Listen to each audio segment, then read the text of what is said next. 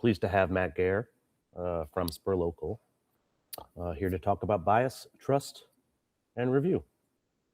Take it away, Matt. Great. I'll go ahead and dive on in here. Thank you all for having me.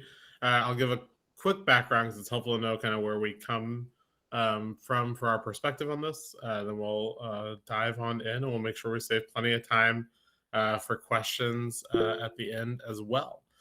So my name is Matt Gayer. I'm the executive director at an organization called Spur Local. We're a nonprofit based in Washington, DC. We used to be called the Catalogue for Philanthropy. Some folks know us by that name still. Old names die hard, so still comes up quite a bit. And we exist to really kind of be a community catalyst, make community easier. So that looks like raising visibility of about 500 grassroots nonprofits in the region to hopefully drive funding and volunteers to them. We do a lot of capacity building and professional development. We train about 4,000 to 5,000 nonprofit professionals a year on back office, things like board management, comms, strategy, things like that.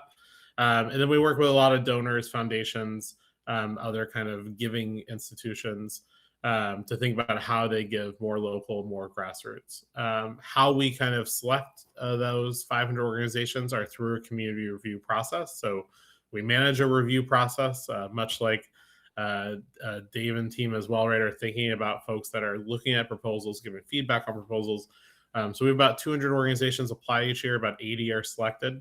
And we have about 250 volunteers in the community to help us score those applications based on quality, local impact. So we're often thinking about how, especially for the organizations we work with, they're all very small in size. The work can be very nuanced, very complex. How do we give them really a fair review, or as fair as possible? And part of that is reviewer education and training and kind of working with our volunteers to make sure we're thinking critically about those applications. And that's some of the perspective we bring here today. We also do quite a bit in the collective giving space. We run a local giving circle. We work with other giving circles in the DC area. So we're also thinking about it from that lens as well. So with that, I'll dive in. Feel free to ask questions throughout today, also in the chat, or just come off mute. Happy to stop at any point and have this really be a conversation. But again, we'll have some time for Q&A at the end as well. So with that, I'll dive on in and really, the first thing we'll talk about here are those kind of main biases we see, right, that inherently show up for us when we're reviewing applications and when we're thinking about giving feedback on an application. We'll talk a little bit about what that means for kind of trust-based philanthropy, right, and how to infuse that into a review or selection process. And then finally, some kind of last tips on giving kind of really quality feedback that's helpful to organizations. And then again, we'll have time for questions here. So when we think about the bias part, I think it's really important to say before we get into some specific examples and things to be aware of, is that we all inherently are going to bring bias to our reviews or anything else we do, no matter what, right? This isn't something we can get rid of necessarily. This is partly just how the human brain works, right? This is partly just how we are cultured to work, right? But what we see can be really helpful for folks is being aware, right, of these biases, right? And once we have awareness of them, we can really think critically about why we might be scoring something the way we are, why we might be giving the feedback we're about to give, and make sure that we're doing so in a fair and equitable way, keeping in mind, right, some of that bias we might be bringing to the conversation. Some of this probably will feel like you can think of an example or two, right, that comes to mind. Other things, right, might be happening so implicitly you haven't really considered it before. So we'll go through a few different of these. I'll give some examples. But again, we always like to kind of start this by saying, if you're listening to these and you're like, oh, shoot, I definitely have had that show up, right, in a review I've done. It's not something bad that you've done, right? It's a natural thing a lot of times that folks bring to it. But the more awareness we have of it, the more we can kind of counteract it, and the more we can think more critically about the reviews that we're providing. So we'll go through about 8 or 9 biases here to start with, and again, give some examples, and then we'll pivot into some more kind of action-oriented pieces around kind of trust-based philanthropy and also candid feedback on reviews that are most helpful we hear from our nonprofit partners. So a few of these biases, and this will be different depending on if you're reviewing proposals, that you're very familiar with, right? From either a large organization you've worked with or volunteered with, or from a local organization, you know, the community context. Some of these, if you're reviewing a proposal, right, that you don't really know the organization, right, it's another part of the world, right? Some of these will be less relevant, and some of these will be more relevant, right? So not all of these are something you have to kind of keep top of mind checklist every single time you review, but they're good ones to be aware of. Again, as Dave mentioned, you all will have the recording from this, but also happy to send the slides afterwards. So you all will have those as a resource looking at moving forward. All right, so diving on in here, the first bias, and this one happens a lot of times, especially if we're dealing with small or local organizations that might be in communities we're not a part of, or just, you know, are of a size, right, we haven't heard of, which is affinity bias, which is simply, I know the organization, right, I've heard of the organization, so they must be good, right, they must be doing good work, right? So think about some of those big national or international nonprofits that come to mind, right? Red Cross, Big Brothers, Big Sisters, right? A lot of these organizations are doing great, great work. But we might assume, because we've heard of them, seen their commercials, got a flyer, right, or something, that they're doing good work. Whereas if we get this, flyer,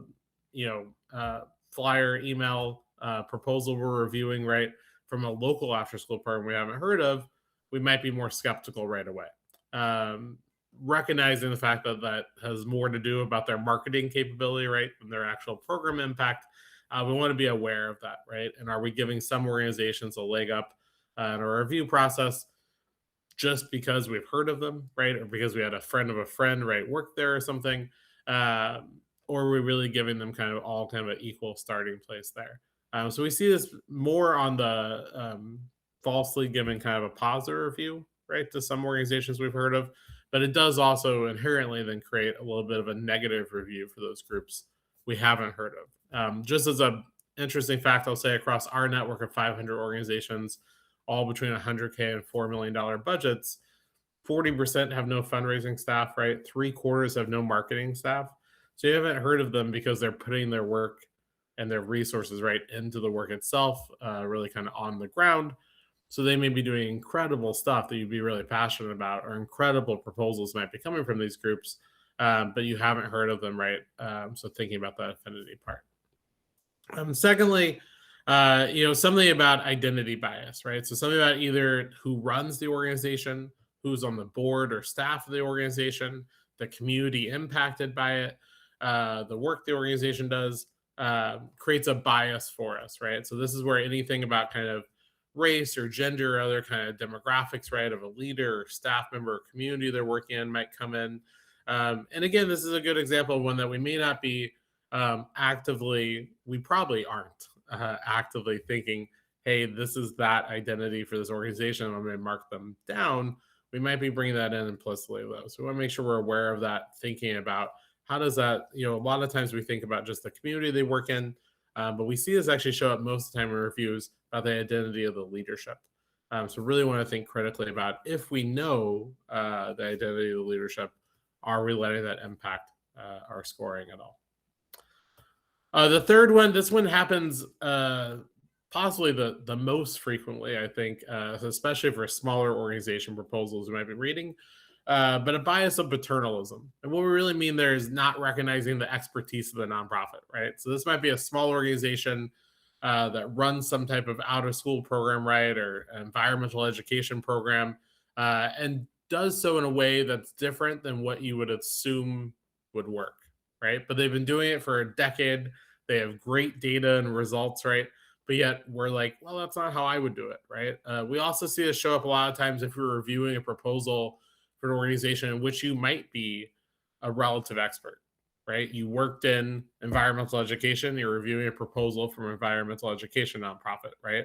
Not that you can't bring in that kind of lived experience and that kind of professional experience there, but knowing that, especially if the organization's been around, has been doing the work, and show the impact of the work, we should be working from a place of assuming that their model is effective, right? Even if different than what we might think would work best there. And then, the fourth one here, before we switch to the next slide of these, is really, it's a little bit related to the affinity bias, but it's this idea of halo effect. And what that is referring to is that because they have kind of a, quote unquote, fancy partnership, right? a visible partnership, they must be a great organization, right? So again, think about some of those bigger organizations I named in the affinity bias example. This could be a smaller organization I haven't heard of, but's partnering with one of them. And we're like, oh, okay, well, if they're partnered, they must be incredible, right? On the flip side of that, if they don't have partnerships with known entities, maybe they're not doing good work, right? Which obviously that is not indicative, right, of the impact they're having in the community. They could have a lot of smaller partnerships that are really meaningful. They could not have the time or capacity, right, to build some of those partnerships. So just know, again, that's one thing that we see comes up for folks sometimes is that, oh, if they have partnerships with certain government agencies, right, or bigger nonprofits or bigger businesses, I now am saying, oh, great. This happens too on the halo effect side with their funding sources, right? So they got funding from XYZ Foundation that I really respect. So therefore, they must be an incredible organization. This other organization, I don't know any of their funders, so they must not be doing as good of work, right? That again happens often kind of subconsciously for us. So we just want to be aware if we're thinking about that because clearly, again, they could be doing amazing work regardless of that. The second bucket of biases we'll look at here, and a lot of these get a little more to the type of organization and also the type of writing style for it, right? So, if this first group of four are really about kind of how we maybe are bringing our perspective to the review process, these are a little bit more about how we're kind of thinking about the organization itself. So the first one, and we see this one very often with the organizations we work with because they're so small in scale, right? About 25% or less than $1 million budget that apply each year is a sustainability concern, right? They're not big enough. They don't have enough money. They're volunteer led, right? How is this going to last? And a lot of times we see feedback like that about organizations that have been around for 20 or 25 years, right? One comes to mind that was a nonprofit that sprung out of a volunteer group at a local church. And they've been running this amazing scholarship program for local students for literally 30 plus years.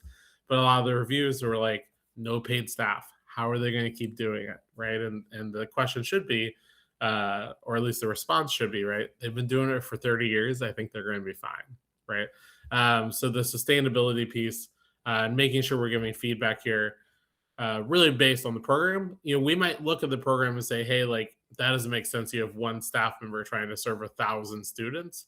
Fair, right? So if there's a gap in the kind of the organization's stated capacity and their current impact, definitely fair, right, to have that be maybe a flag for us that comes up in a review.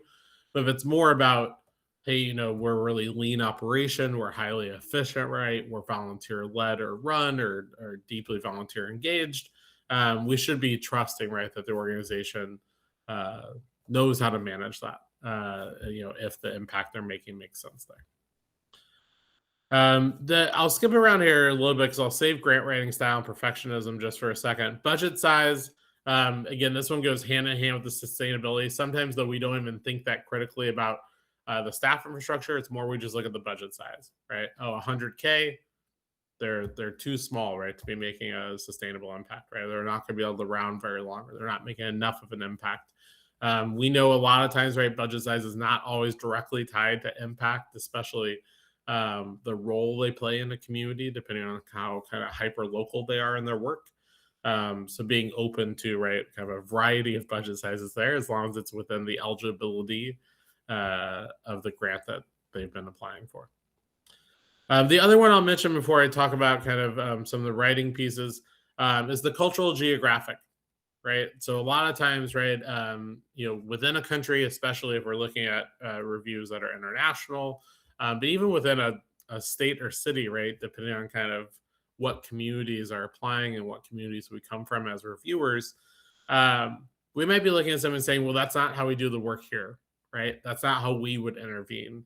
That's not what our community needs, right? And you might be right about those things, but for that community from which they're applying, that might be exactly how they need to do the work, right? Or that may be exactly what their community needs. So making sure we're kind of being aware of the fact that sometimes we might bring a cultural or geographic perspective that differs from the one of the applicant or differs from the one that we're reviewing, and making sure we're kind of thinking about that, right, as we kind of score or give some feedback there. A couple other things I'll say on the writing piece here. This is one that I think in some ways is the most difficult to get past. We see reviewers really struggle with this one a lot of times, but it's around that grant writing style, right?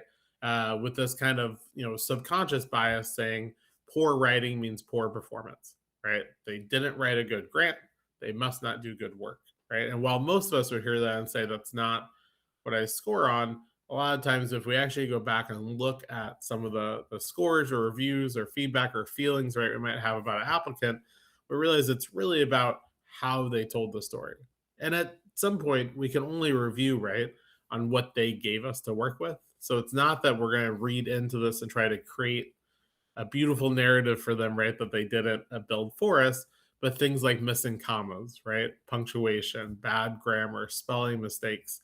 While in some cases, right, that might let us know a little bit about how serious, right, they took an application or something. In most cases, that's really not what we're funding, right? We're not trying to give a grant to the best writing organization. We're trying to give a grant to the organization making the best impact, right, or doing it right in the best way. So really thinking about, how did that writing style impact it, especially if I'm dealing with folks, right, that might be applying in their non-native language, right, for funding. I might be dealing with folks, right, that are applying that have different levels of kind of, quote unquote professional experience, right, or different exposure, right, to training opportunities and fundraising or grant writing. This is one thing we see changing a little bit with AI. I'll talk about AI in a second. Everyone always wants to talk about AI right now when it comes to reviewing and bias. But this grant writing historically has definitely been something that's been kind of a gatekeeper, right, for organizations and getting funding or not. And that might be evolving a little bit, and we'll talk about that. But just being aware, right, of how that impacts maybe how we review. And then finally, kind of, very much aligned with that, right? But it's this idea about perfectionism, right? If they have mistakes in the application, they must make mistakes in their work. Therefore, they're not doing good work. We literally have heard that from funders before when kind of ask them, right, about some of the things they see, when kind of pushing them a little bit on this, right? The feedback is, right, it's an overall attention to detail that makes them worried about their programmatic work. A, most of the time, the people writing the grant are not the people doing the work, right? And B, they probably take very seriously different levels of care, right, to the work they do in community and then to the grant they're submitting at 11 o'clock at night before it's due, right? So we know logically that makes sense, but again, it's hard sometimes for us to get past that. And this, honestly, again, is one of the ones I think a lot of times, I'll say myself, it's hard to get past sometimes, right? And we really have to be kind of conscious about why am I scoring this the way I am, because that's often one of the reasons that's going to impact it there. I'll pause here before I go on, just for any questions from folks on these, on how they show up, or anything stand out to you all before we keep diving in here.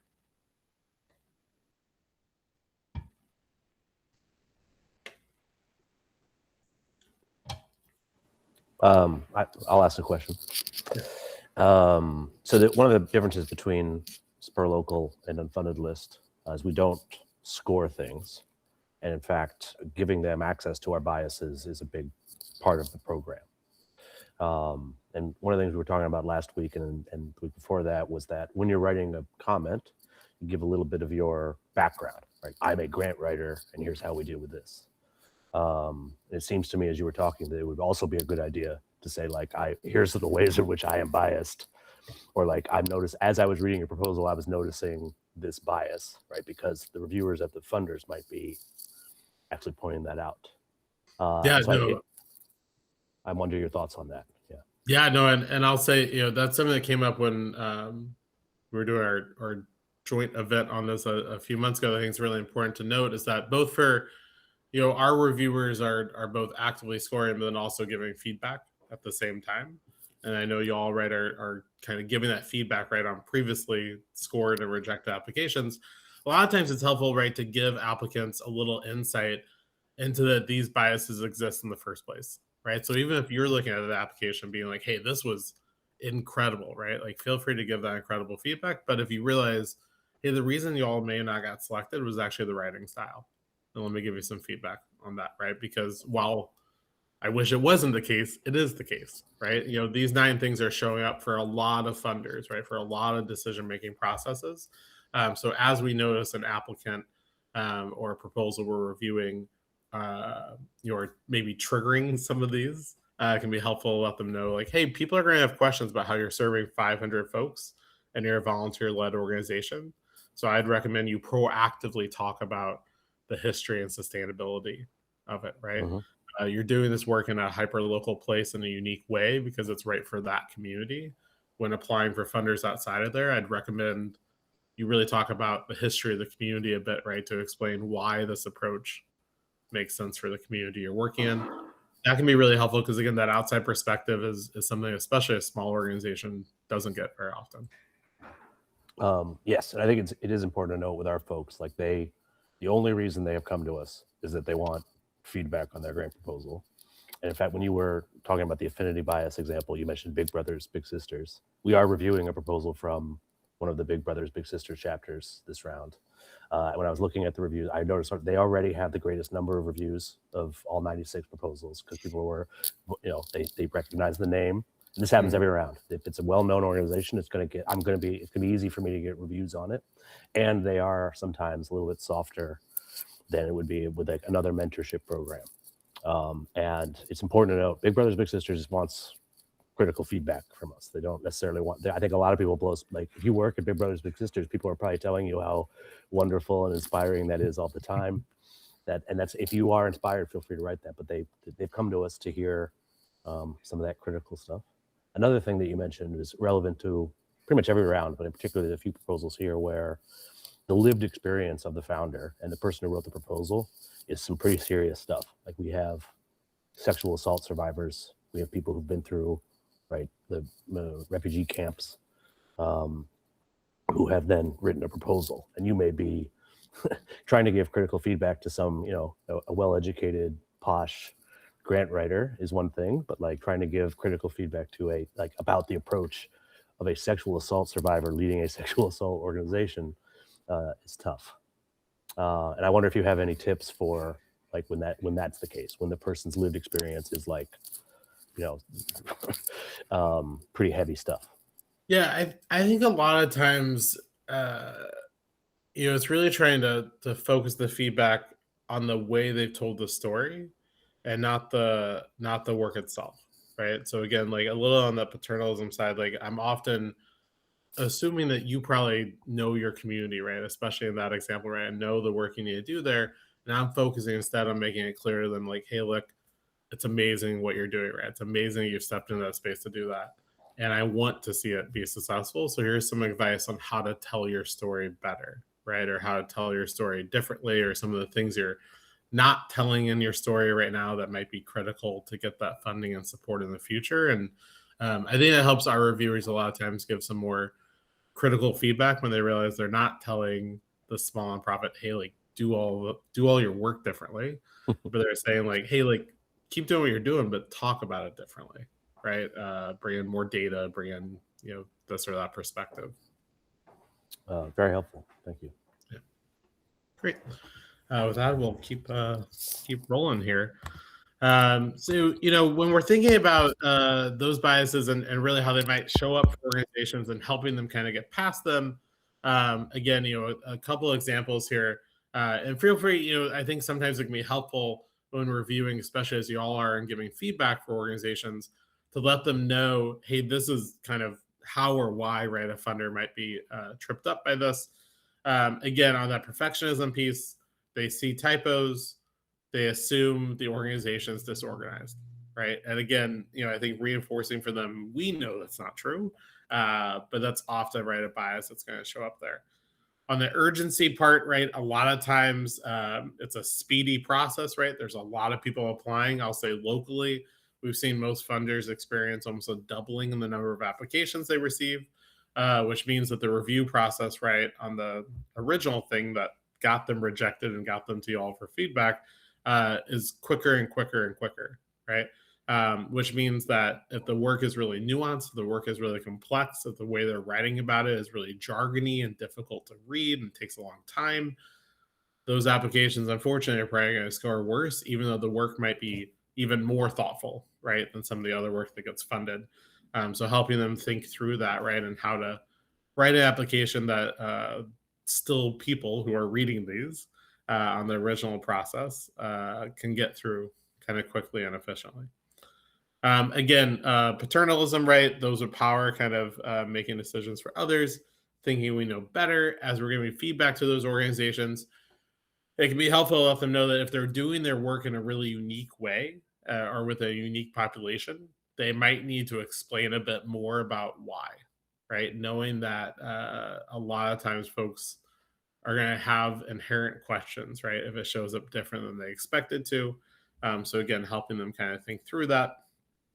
And then a lot of times there's a bias in the space a little bit for progress is more, right? The application has to be about we're doing more, we're growing, we're doing something new. And sometimes they're not, right? Sometimes the application is we lost other funding, we need this funding to replace it, right? We need this funding to kind of keep the lights on, keep doing the critical thing. We know a lot of times that's deprioritized by funders. So if we're giving feedback to applicants, helping them kind of reframe about the ongoing need they're addressing versus just that we're kind of keeping on. We often see funders respond better, right, to the idea that, hey, like we need this support to continue to make sure these 20 folks, right, receive X, Y, or Z services versus help us keep providing 20 people with services. All right. The last piece here, I'll talk about in the bias part, which again is an emerging conversation we're seeing, something we're watching really closely in the space. I think is a really interesting application review question in general, whether you're giving feedback or actively reviewing, is about how AI, artificial intelligence, is kind of playing into this, right? I will say in general, as I just mentioned, we're seeing local funders at least experience about a doubling in the number of applications compared to a few years ago. That's in part because the need is really high, right? And the funding environment is really challenging. That also is pretty obviously in part that the amount of work an organization needs to do to submit a proposal is less than it used to be, right? If they're leveraging AI to do so. You know, on some of the positives of this, I'll say first, before we talk about how it impacts reviewing a little bit, is that theoretically this might actually be like a equity driver, right, in kind of the application process for folks. If one of the big biases is writing quality, one of the big biases, right, are folks that have this kind of traditional higher ed trained professional English first background. If AI can help kind of level that playing field, right, where the floor of writing is a lot higher, that might actually help more organizations that are doing really good work get seen, reviewed positively, and funded, right? On the downside of that, right, it might also just create a lot of noise in the space, right? A lot of folks that aren't really serious applicants, right, but are throwing out applications because the bar for entry is really low. And it might kind of make everything sound similar at some point, and then that makes the review process a lot more difficult, right? So we know that there's some opportunity if used correctly and at the right level of scale to maybe level the playing field a bit, but we also obviously worry about a lot of these writing styles kind of merging in a way that makes it more and more difficult, and then you're making decisions based on those things like affinity, based on those things like popularity, visibility, etc., which are always going to be biased towards larger organizations and organizations less kind of based in community a lot of times. So with that said, kind of how are we showing this in review processes and how to think about it when kind of giving feedback and giving feedback that's helpful to organizations about kind of what is happening to their proposals right now. We see a lot of times review processes, foundations, individuals that are reviewing have a pretty strong negative AI bias, right? So if they read something and they think it's AI, they're scoring it worse, right? Or they're rejecting it outright, even if the work it's describing is really, really strong. A couple of things that are problematic about that. One, a team might have been using AI because, again, they don't have that professional grant writer English wasn't their first language, right? They don't have a professional writing background. So AI is just simply helping them tell their story in a more kind of funder friendly way, even though the work itself is exactly the same. So that's one thing we might miss if we have kind of a negative AI bias there. The other thing we might miss here is that might not be AI, right? I will, as I said last time I was presenting this, I'm a long-standing M-dash user, love it, mainly because I don't understand commas. So I use M-dashes all the time, and now I'm like, well, now I look like I'm AI, right? Like I have to write a little differently as a result of that. I'm surprised this slide doesn't have an M-dash on it necessarily. So thinking about that, right, is that we're proactively negatively scoring things, much like we said with the writing style earlier. We shouldn't be scoring an application based on grammar or writing necessarily. We also shouldn't be scoring an application based on if it may or may not be AI, right? But I do think it's something helpful to give in the feedback to an organization that if there's some clear indicators, right, that they were using probably artificial intelligence for this, if that led to some writing challenges, right, or kind of the narrative got too broad, that's one thing we see happen quite a bit. Giving that feedback, because we know a lot of funders have that bias. And if an application reads as if it was mainly AI generated, it's going to be a steep hill for that organization to get funding with that kind of current application. One thing we're watching here, right? The other thing too, I guess I'll say with that on the bias front before I say what we're watching. On the bias front, we're also kind of worried too that some folks are less forgiving now for writing mistakes because now they're expecting people to use AI, right? So it's almost the flip side of what we were just saying. Now it's the fact that people are like, well, you could have just thrown this in, your favorite AI tool to clean up commas and grammar and punctuation, etc. So if you still have typos, now I'm really taking points off, right? And again, that's something we see a few funders or reviewers moving towards, consciously or subconsciously. So wanting to be kind of aware that that might be one reason applications are receiving negative feedback. And then finally, just more a sector note than something to actively deal with today. But just know, one thing that we're concerned about and we're going to keep an eye on, and I know Dave and team are as well, is that as the number of applications increase, right? Because more and more people are using AI to submit them, and funders are getting double, triple the number of applications. They may not have time, right, to read all those applications with the staff or people they have. So it won't be long, possibly, right, before they're using AI to screen those applications, right? And then it really is an AI applying to an AI screener, right? The human element gets removed from that.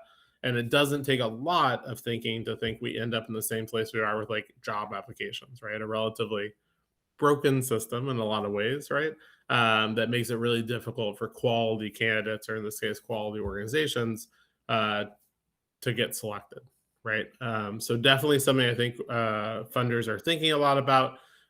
There's rules, parameters, etc. Some are trying outright about their application processes to kind of cut down on this, but still wanting to try to figure out a way that they don't want to just ban AI generated applications or use tools that ban that, because it could be, again, a leveling of the playing field in AI, an equity driver, right, in terms of writing style, but definitely a tough kind of needle to thread there, and something we're keeping an eye on.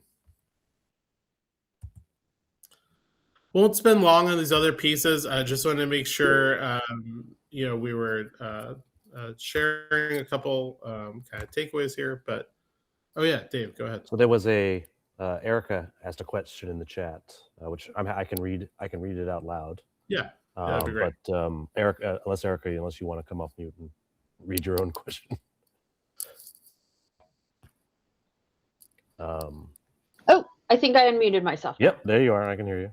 Okay, great. Hi, I reviewed a proposal last week, I guess it was, and it was very clearly an AI written proposal.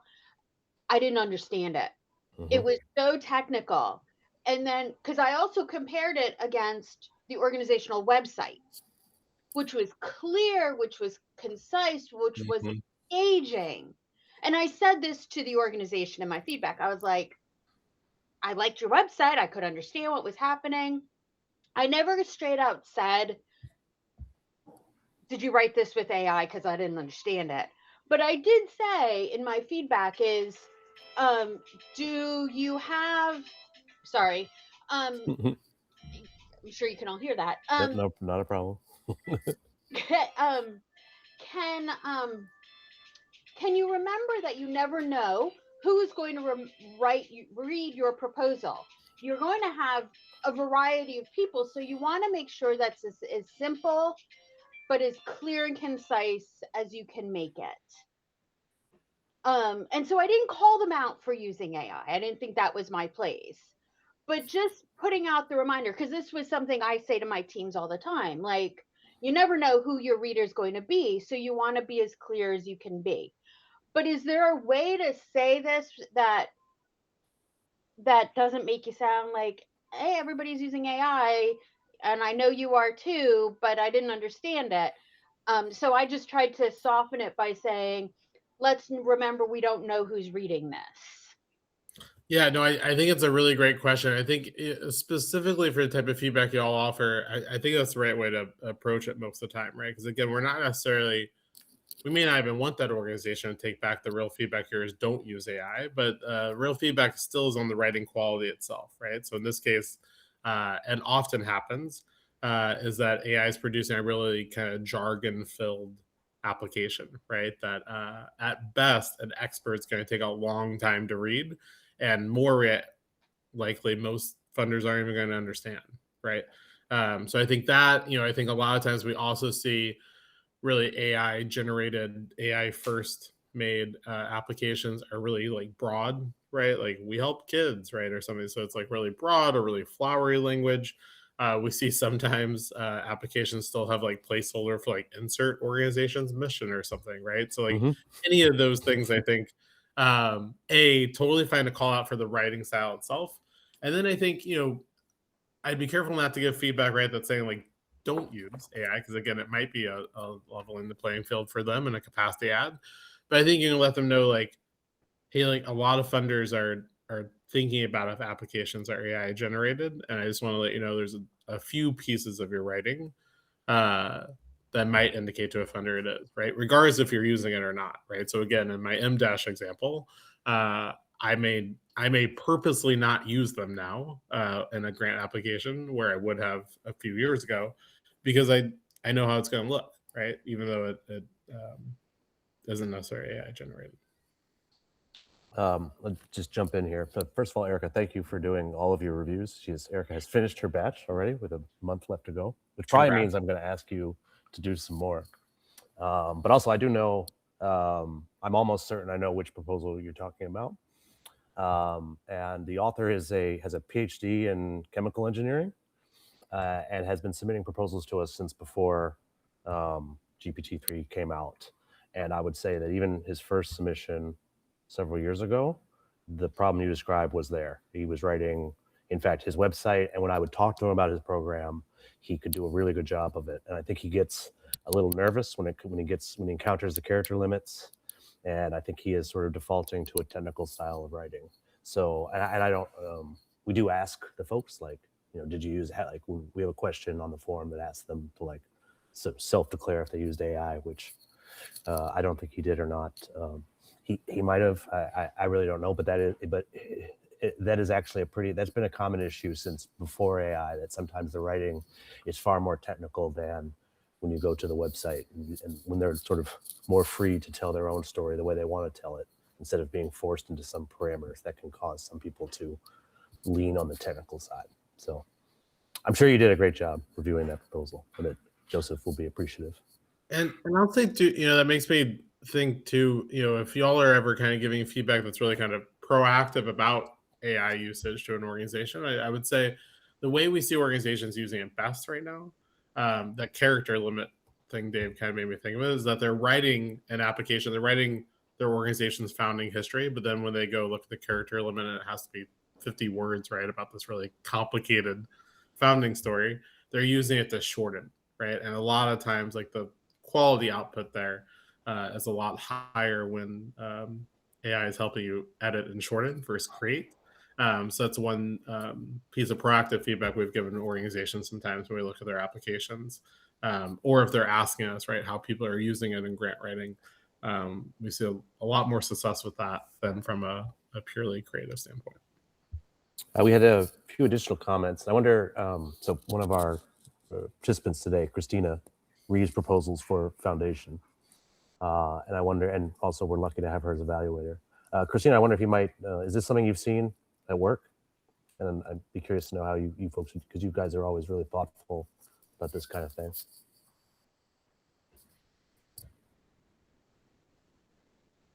Perhaps she's, Christina? Maybe she's shy. Maybe she went to get lunch or something. But yeah, for now we can move on. Candidly reviewing grant proposals. Yeah. So and happy to kind of, again, we'll pause here in just a minute for questions folks have or other comments, right, or how y'all are seeing this, so we can definitely dive deeper, because everyone is thinking about AI and proposal writing and proposal reviewing right now. So all right. So this last piece here, we just wanted to highlight a little bit. When we really kind of boil down, so a lot of times we're thinking about, when we give feedback, and again, for our process, right, we're taking a lot of qualitative comments from reviewers and kind of trying to put them together, and what a proposal did well, what a proposal could do better. We're often thinking about where some of the challenges for a proposal come from. On the programming side, the jargon's a good example of it, right? At the end of the day, like a reviewer and a funder, right, is going to want to know, do they understand your programming? So if we think again back to that kind of paternalism thing, if you're doing your work differently than expected, you're doing your work in a really technical way, really complex way, how am I making that easy to understand? Because if I'm not, it's unsuccessful. My proposal is going to be successful most of the time, right? We also see a piece here, again, around that sustainability part, that short and long-term goal. You're a 100K organization right now, but you're thinking about expanding statewide, right? How's that going to happen?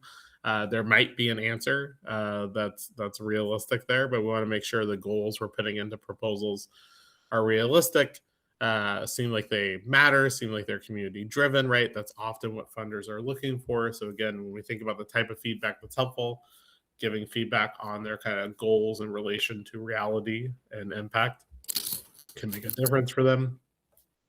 And then trying to help them understand, currently based on your proposal, here's what's standing out to me about your program. This is one of the biggest things we try to do when kind of giving feedback to some of the groups that we work with, right?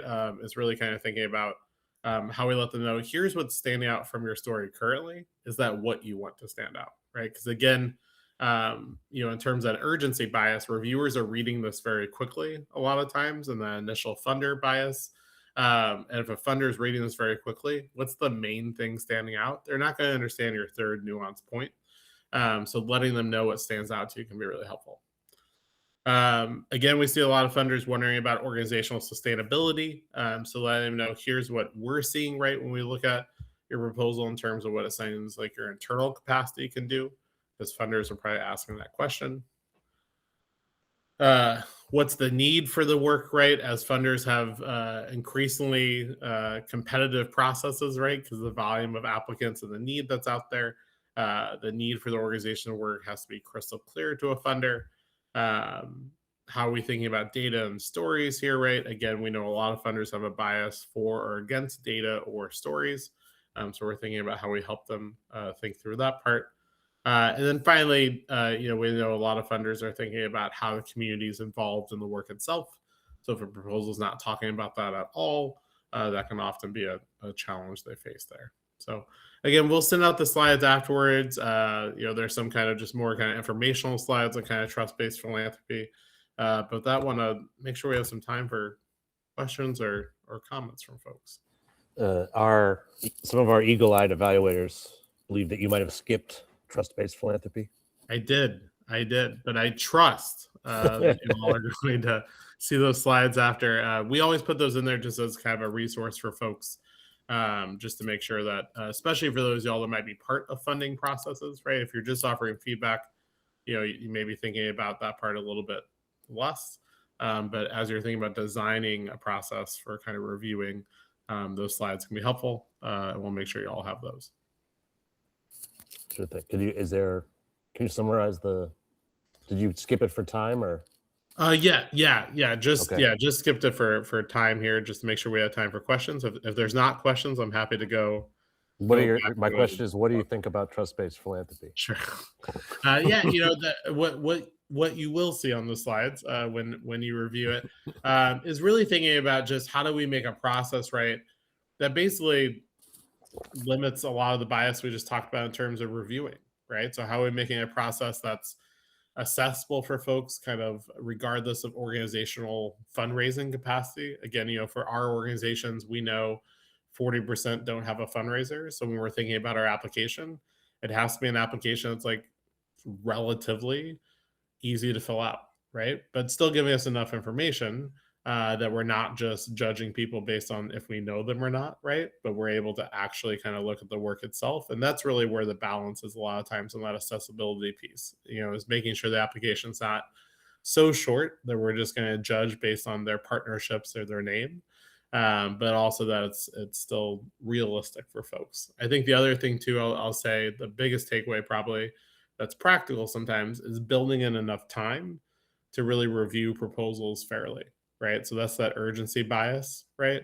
That's one of the biggest things I think that we've tried to do is, like, for our volunteer reviewers, right? We give them about 5 weeks, right, to look at just 6 applications, because we're like, look, like, we know life happens and you're a volunteer, and we used to have that be a lot shorter timeline, which was easier for our staff, but I think we got less quality feedback from that. So I think the time part is really, really important. Whenever I've been a volunteer reviewer for actual funders, I do often feel rushed. They will sometimes give it's too short of a time period, and I've got too many to score, and I will end up. And at that point, you sort of have to rely on your biases because you've only got, a few minutes with each proposal. You're trying to rush these things through. It's one of the reasons why I designed I was frustrated with some of those experiences, and I really do try to make it as easy as possible for folks and give them plenty of time to evaluate. But it's important to remember that when they do apply to the funder, the reviewers might be right. It might just be a few seconds they're spending with each thing. Yeah, and that's a really great. I love how you said it because it's true, right? Urgency is almost always going to increase bias, right? It's really hard to take the time to ignore your bias if you're having to read 20 applications in a couple hours, right? Do we have any questions for Matt from the crowd? Dominique from Compass. Yes. Hi, Matt. I saw you a couple days ago. Yes. I just wanted to ask, given the bias that may be at play by foundations reviewing the applications, do we want to flag, like, this may read as when reviewing, do we want to call this out that if there is bias, it might be wrapped up in it, even though it shouldn't be, but fact and matter is there is some bias, and do we want to flag that? Yeah, no, I think that's an incredibly helpful thing to flag for an applicant. We had an organization, I'll say specifically about just the power of feedback, right, for our own process that took them 3 years to get into our network. And a lot of the feedback we gave them was, hey, I think the way you're talking about this right now, is probably triggering this feeling for a reviewer, right? Even though it's not necessarily true about your work, it's going to trigger this type of perspective. And I think that's really helpful because, again, as both an outside perspective, but also an outside perspective that has some philanthropic experience, as you all do, like, that can be really, really helpful for an organization that's maybe newer in their fundraising journey, I think. Okay, thanks. We've seen that be quite helpful with our process, making that kind of feedback. We were talking about this last week. Someone had written a proposal to a not particularly feminist funder, and the evaluator, my mother, is a women's studies professor, and she pointed out, like, I'm writing this with a strong Western feminist viewpoint. and that in the later discussion with that author, they were like sort of a little confused by that at first, but then just sort of opened their eyes to the fact that they could apply to funders that were explicitly feminist, right, and use different language in doing so, and they ended up successfully winning some grants to that point. Selena has a question, and it is, hello, Selena. Thank you. Are there any best practices when assigning proposals to reviewers to minimize bias? Yeah, I'd love to hear this because I have to. This is a big part of it for me when I'm assigning proposals. And if there are best practices, yeah, I'd love to know what they are. Yeah, so I think a couple of things. I mean, in general, most broadly, right? Like, probably not surprisingly, thinking about having multiple people review, right? Thinking about kind of diversifying the team, but what does that really mean, right? So when we do this ourselves, right, for our review process, we're thinking about diversifying in terms of who the reviewers actually are, right? So some of their demographics and kind of lived experience they're bringing to it. We're thinking about diversifying based on their experience with our process, right? So we're not going to have an application read by 3 brand new reviewers. We're also not going to have it read by 3 15-year vets necessarily, right? We're going to try to mix that kind of experience level with our own process. And then we also attempt to, although this can be difficult depending on your kind of data capacity, look at what the average reviewer score is each year compared to their group, right? And kind of try to determine, do we have some reviewers who are a little nicer than most, right? Or a little harsher than most, right? And if we know that about our reviewer, we still want that review. It's often a very quality review, but we're not going to put 3 people together, right, who always give everyone a 10 out of 10, or 3 people together who historically, right, have been on the lower side of those scores either. So that third one can be hard to do depending on the data you have, right, which is totally fair. But at the very least, diversifying their experience with your process and diversifying on who they are, the experience they bring both professionally and personally.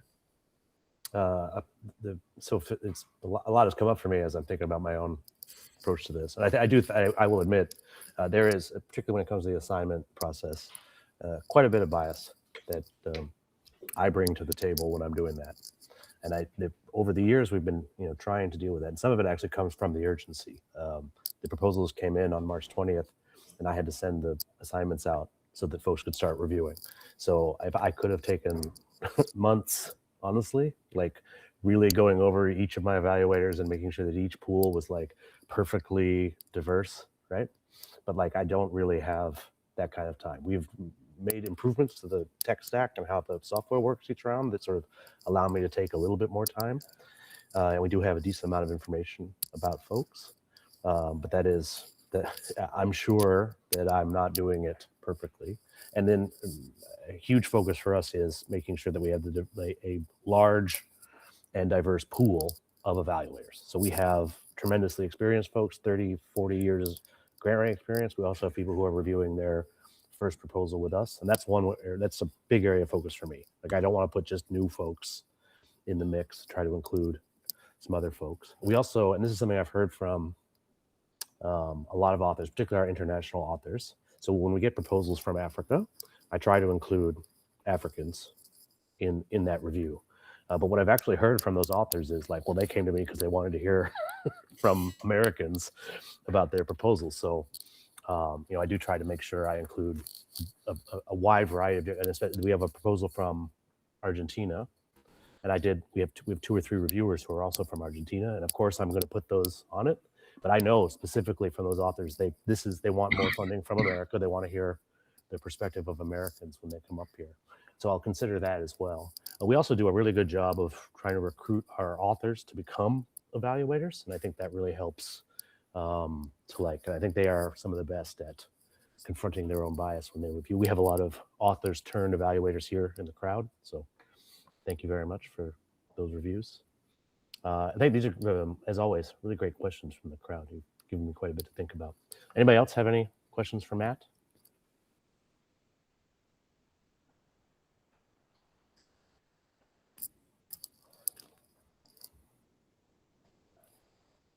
Margaret, David, any unfunded list board members have anything that they'd like to say?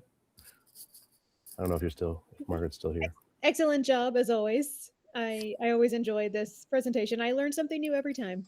Yeah, we just saw a very similar version to this presentation like a month ago, and I actually learned more. I learned seeing it again was helpful. We're gonna have you back every month to do the same.